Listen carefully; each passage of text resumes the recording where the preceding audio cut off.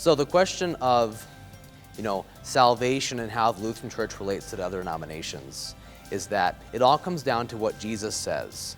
No one comes to the Father except through me.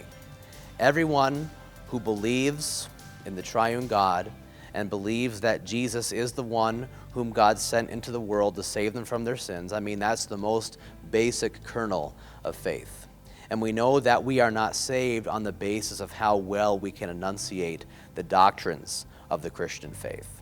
And so God has not given the church on earth like a line up to which you can come and be saved, but if you go over it, then, you're lost.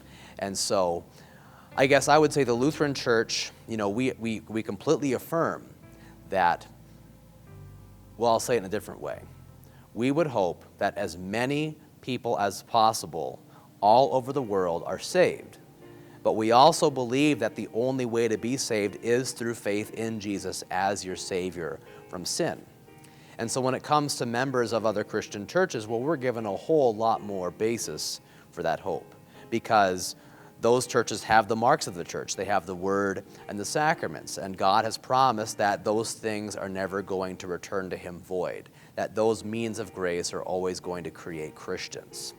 It becomes a lot more troubling in those churches, or in those organizations even, which openly disavow the central teachings of the Scriptures, because someone cannot profess to reject the Trinity, and someone cannot profess to reject Jesus as their Savior and still be saved.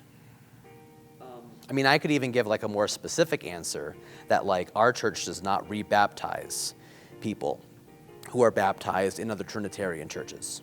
But we would baptize someone who would join our church from Mormonism or from Jehovah's Witness, because those churches do not have a real baptism, even though they use water and they use the right words, but they openly disavow the faith and the meaning behind those words.